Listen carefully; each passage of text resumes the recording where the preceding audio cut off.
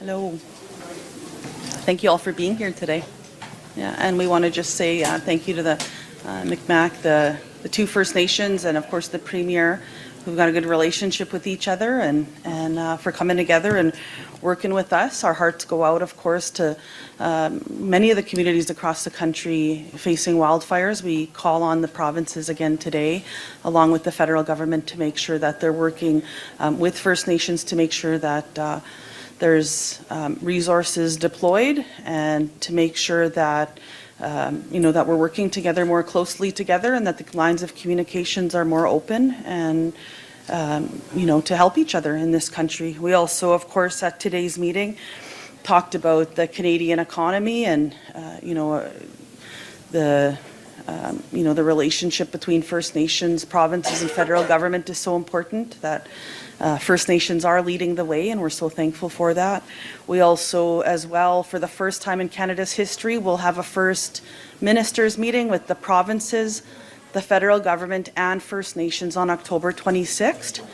And we're very thankful for that. For the first time in this country's history, that the three levels of government will sit together and work on many of our issues, and start to have a more close relationship. I mean, we're hoping, right? So thank you so much.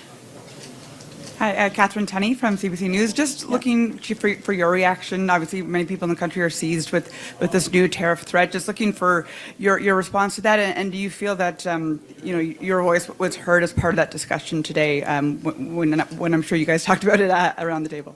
Absolutely. Well, the premiers and I talked about about being united with each other, particularly in this time around the unrest around the globe, and with our closest neighbors and friends. At the same time, I know that as the Assembly of First Nations, we've been working with the National Congress of American Indians to make sure that we're working across, the borders weren't created by us, and here we are leading the way, and we're hoping that Canada and the U.S. work more closely together as well to come closer together, right? We've and the First Peoples are there on both sides of the border. We're willing to work with each other, and we've signed a kinship agreement, renewed that, and I believe that our American brothers and sisters are our allies and our friends, and we thank them for that, and we'll be following up with them in the days ahead. As a follow-up, I know that there are other issues that of course, are important to you as well, major projects. Was there room to have those discussions as well, or did the Trump threat kind of squeeze out those other conversations? We touched on everything, healthcare, of course. I know that those are uncomfortable conversations. I mean, there's always a lot of transfers. We had to talk about the transfer of funds from the federal government to the provinces, and First Nations are not always receiving the care and the health care that they need across this country. And I know that they're uncomfortable conversations, but we've never had them before in this country, and we need to start working more closely together to make sure that we close those gaps that exist for First Nations, including the infrastructure gap on First Nation communities across the country. Thank you. Ready for the next question? Did all the premiers attend this meeting? And if not, what do you make of a couple of them missing it?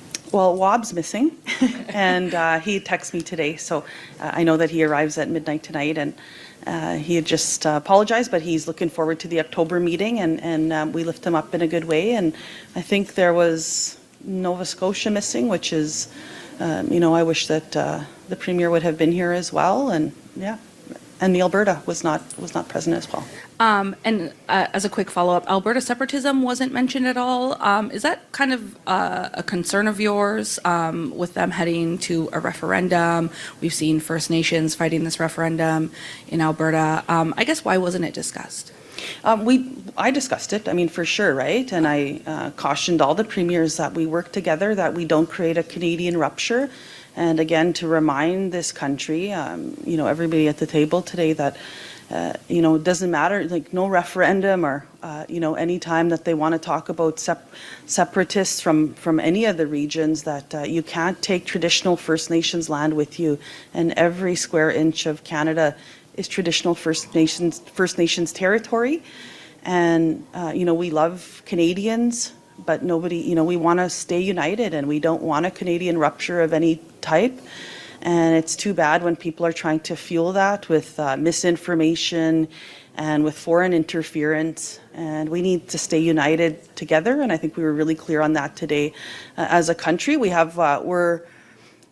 We've got a lot of things to work through, of course, to make this better, especially for First Nations who've been left out of these conversations for far too long. We're happy to be here now, and we look forward to working together to make this place the best that it can be for everybody. Stu Nepinak from the Guardian, the local paper. The province's energy future has been a big topic on Prince Edward Island. I'm just curious how much the federal electricity strategy has really come up in the discussions. Was that really a topic of conversation? The local chiefs that just spoke earlier could maybe bring that up with you a little bit more in depth there. But they were there and they were strong, and they seemed to have a more unified relationship here in the province, and it was really nice to see that. Yeah. Was there any discussion, I guess, about the Major Projects Office? Could you maybe outline a little bit about what was discussed? Absolutely. Well, the Major Projects Office can't be a crutch to, First Nations. We've got to make sure that we're satisfying free, prior, and informed consent with First Nations across the country. The Major Projects Office can't be used as a crutch to offset that to some office in Calgary. At the end of the day, the federal government does have a fiduciary, and the provinces need to be a part of those discussions as well. So we had a really good discussion on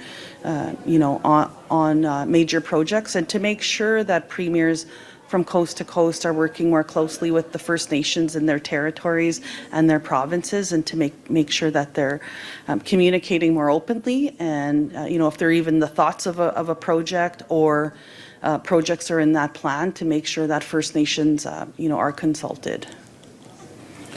Any further questions? Yeah, as just kind of a follow-up to that, did you talk to Ontario Premier Doug Ford at all about his ambitions to build a pipeline from Alberta to Ontario? Did that come up in this conversation about Major Projects Office and respecting First Nations?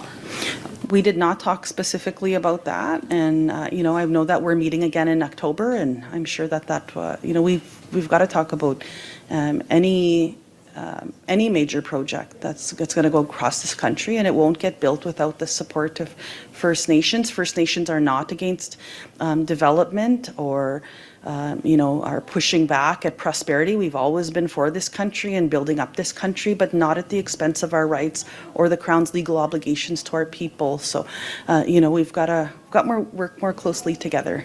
Yeah, we're all partners in this. Thank you very much, Chief Woodhouse Nepinak. Appreciate your time. Thank you very much. Miigwech.